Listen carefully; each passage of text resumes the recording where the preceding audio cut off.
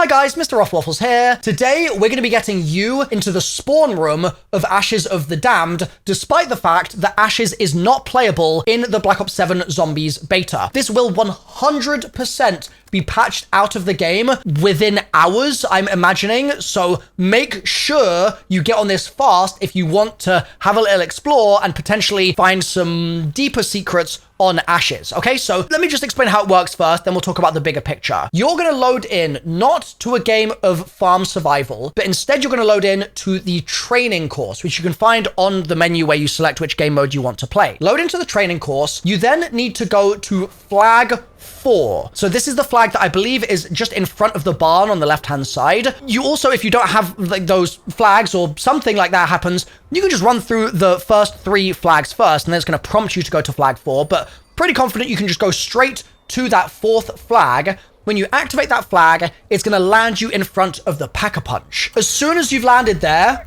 you're in business. Like, this is where you need to be, because if you do a 180, run out of the barn and head to the jump pad, that pad is now going to be active. So unlike in Farm Survival, where it's just a machine that does nothing, you can use the jump pad and it will fling you all the way over to the spawn room of Ashes. Now, the spawn of Ashes is in an interesting state when you get there, because you don't have Tessie, right? And Tessie is what you require to break the walls down of the left and right path, like those big wooden gates. They're meant to be broken by Tessie, and you also can't get into the building where Ted's head is located. So just straight off the bat, you are locked in that area, but that is going to bring us to something I want to talk about in just a second. There are, however, a few things that are interactable in that area. So first of all, the jump pad back to farm is active, so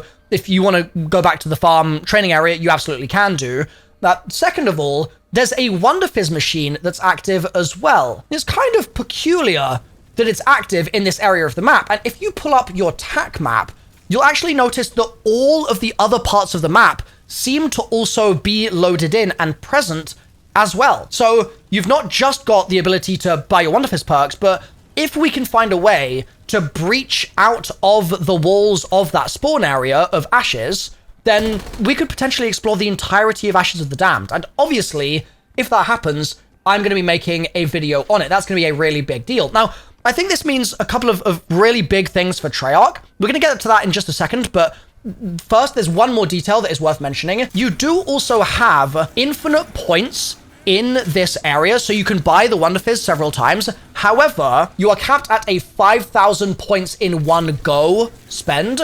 So the way it basically works is you can spend up to 5 grand at once, and it will refund all that money immediately afterwards. But that means that because the Wonder Fizz gets 500 points more expensive per perk purchased, you're not going to be able to buy every single perk. And so I have a recommendation if you are planning on trying to breach through the map in any mysterious way, okay? Stamina up. It's that simple. It's pretty self-explanatory. If you have stam, you're going to be able to jump further because you're going to be sprinting faster, you're going to be moving faster.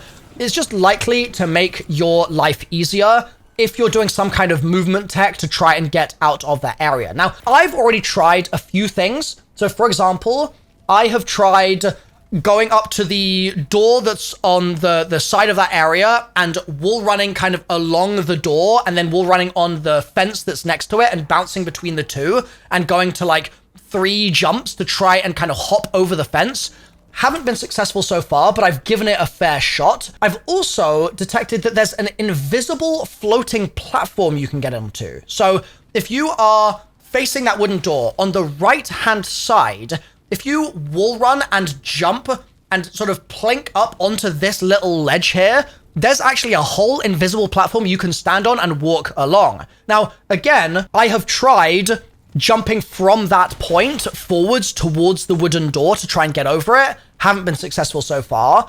I've tried going back the other way and wall running on the kind of debris that's there. And you can get a wall jump off, like it can successfully wall jump, but it doesn't seem to be quite enough to get onto the platform on the other side. So there might be some more experimentation that's required there.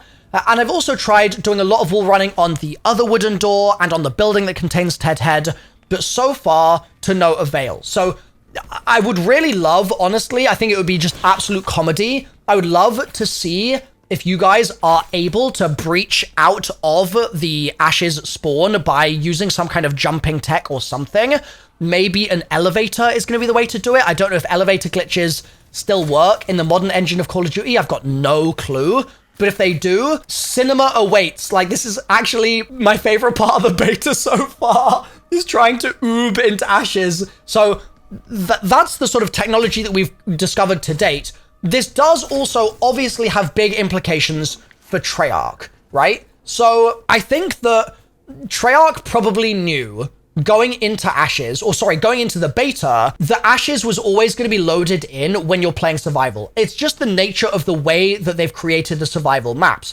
And it's also loaded in when you're playing the training mode as well, as we can see, right? So I think they probably always expected this, and they've probably done a little bit of work to patch it up as best they can. But I also think that they're going to be clamping down on this very, very quickly with patches and hotfixes and stuff to try and prevent us from sort of going much further. So I think time is of the essence if we're going to do it. I also am just so curious to see if we do get out what some of those other POIs are. Now, there's sort of two sides of the story here. One of the sides of the story is like, I'm just so curious. My curiosity means that I want to see what those things are.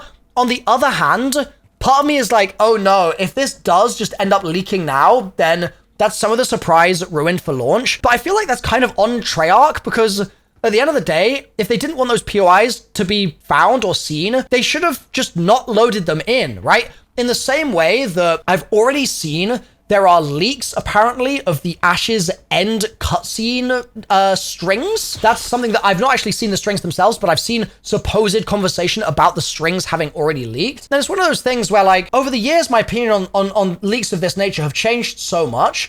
Originally, I was really anti-leak, and then I was like, okay, well, like, it's just going to happen anyway. It's sort of something that is inescapable at this point. And the position I sort of have on it now is like, at the end of the day, if Treyarch did really, really want to prevent that stuff from happening, if it was mission critical for the success of Activision as a business, for example, they would be able to do it, right?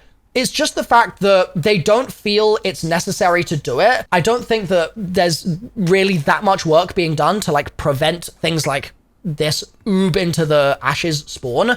And so it kind of feels like it's just an inevitability, and unless Treyarch takes it seriously, yeah, people are obviously going to do what they've always done. Like, that's just always going to be the case. So I'm a little mixed on whether it would be a good thing to see the entirety of Ashes fully explored in the beta. Part of me thinks that would just be comedy. Part of me thinks that that would inhibit our excitement of discovering it on day one. Like, I really do see both sides of the story here.